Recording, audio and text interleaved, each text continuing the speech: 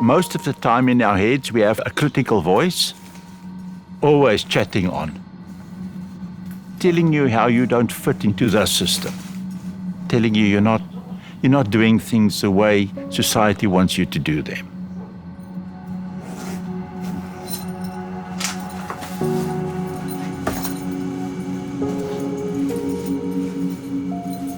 I think it's often very difficult for most people to spend a lot of time with their own company. And I think the biggest reason for that is because that internal critic is louder if you're on your own.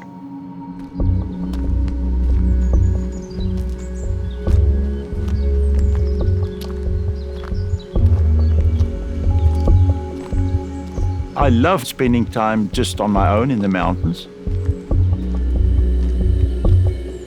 And I think in a way, if you're in the mountains, you can address that critical voice better. I think it almost gives you a bit of distance from that critical voice. So I think that's one of the advantages of being in the mountains.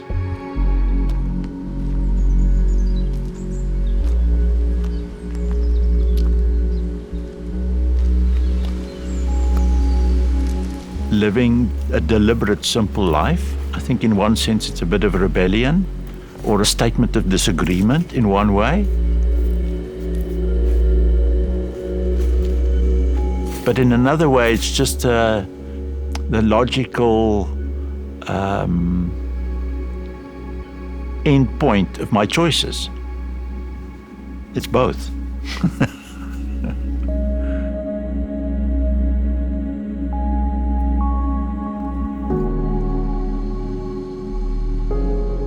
It means a deliberate choice to not endorse shiny plastic external stuff. It's sort of the choice between short-term and long-term in a way.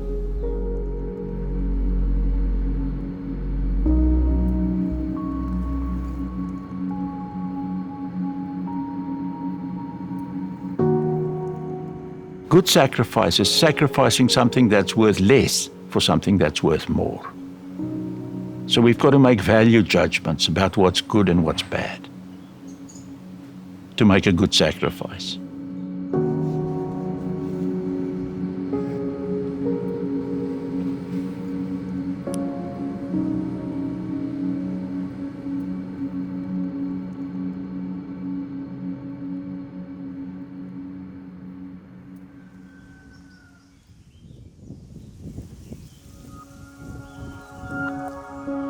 One of the other huge advantages of being on your own in nature is I think it gives you a different time perspective. So it helps you to think in longer time frames.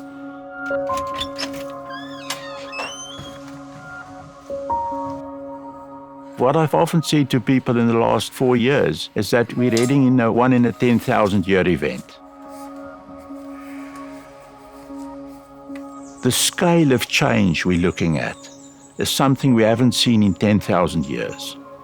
We're sort of rushing at the precipice, and it's getting closer and closer, but we're not slowing down. We're going to run over it. It's so difficult to look at this 1 in a 10,000 year event that most people don't want to face it. It's fair to be despondent. I think it's a rational emotion to feel huge despondency about this.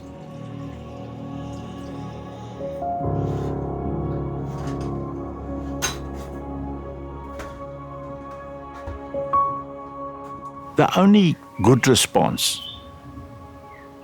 is to do something positive about a problem.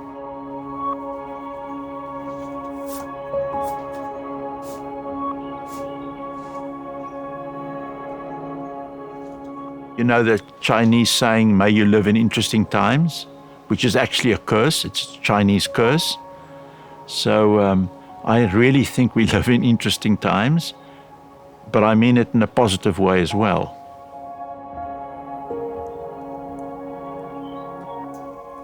We've got all these huge exponential risks that are coming our way and increasing. But I think there's also potential to change things for the better.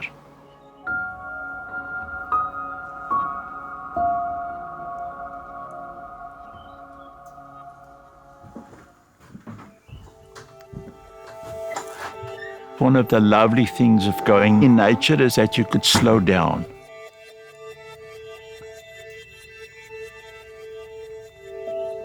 The slower rhythm is incredibly important to get stability again, to get sort of internal stability.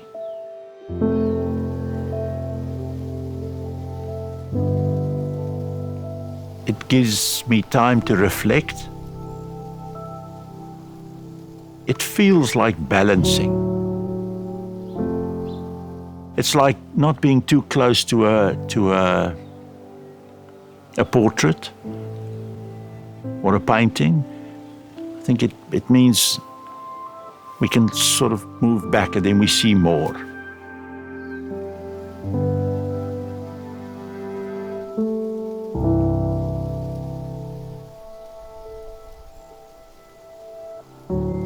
You think and you feel differently about life. Not just, obviously, not just human life, but all life.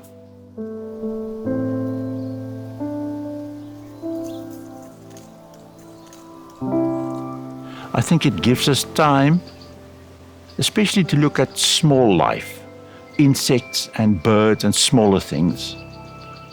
Small life.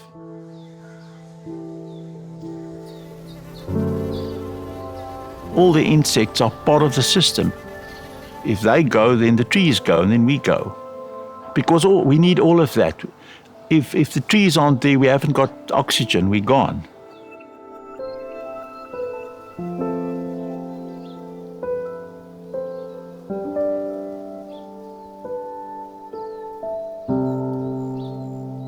If we as people think, we think in terms of people. But we can't survive without trees, without everything that's around us, all of nature around us. And nature's got no voice. No voice that's heard.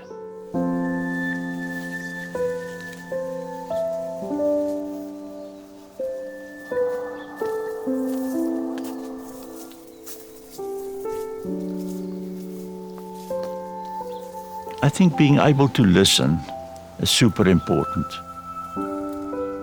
Because if we can't listen, we can't connect. So maybe that's the very first and the most important thing, and something which is difficult, just to listen. The system we're in it pushes us to do other things, to do things for ourselves, and because of that, we don't have time.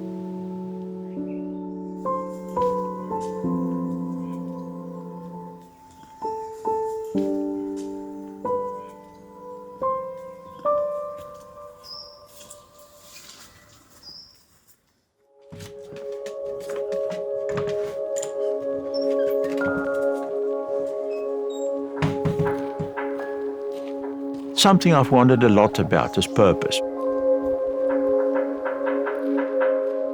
We almost think of purpose in the sense of, if you don't win the race, what was the big sense? But I think it's far wider than that and far deeper than that as well.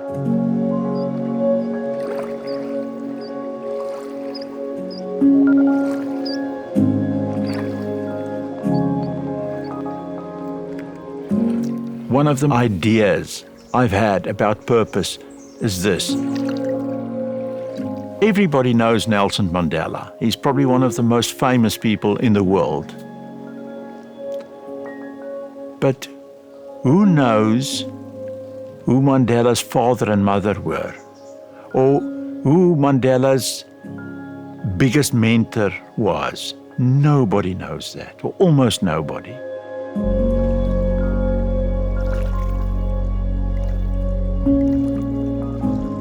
We get the idea it's important to have this huge grand purpose in life.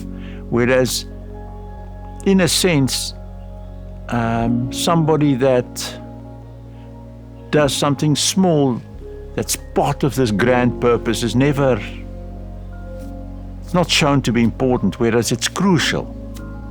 It's sort of almost like the idea of it takes a village to raise a child, something like that.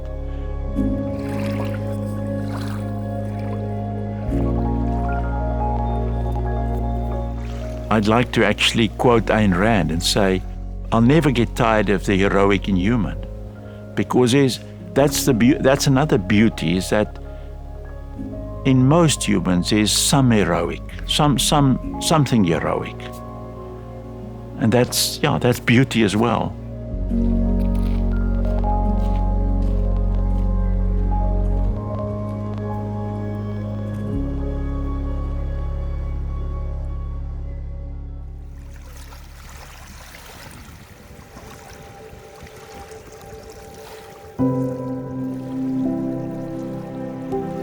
One of my other favorite quotes, I think, is a Chinese quote that says, "The light that burns twice as bright burns half as long."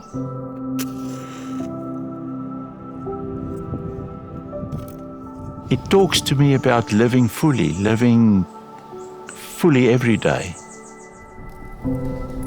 It also talks to me about a heroic decision to go for that, a fearless decision to go for that, which is lovely.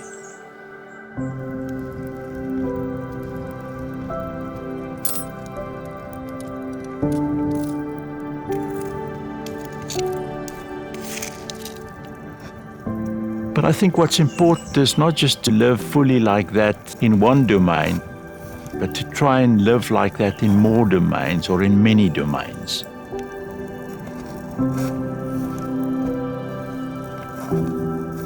You could embrace that just in the sphere of exploring nature, but you could also embrace that in many, many other fields, in many other spheres.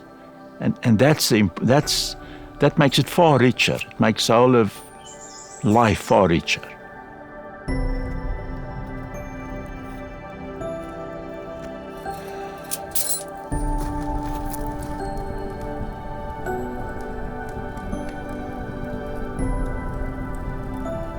That's what I think we should aim for, strive for, to live fully like that.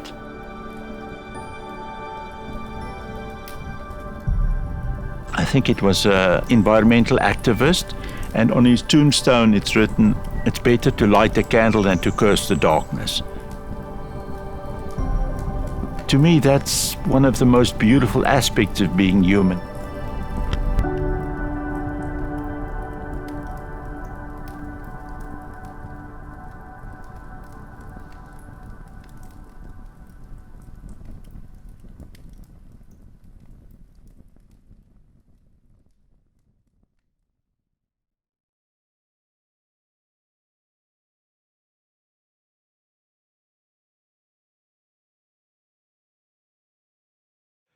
Thank you so much for watching this story all the way to the end.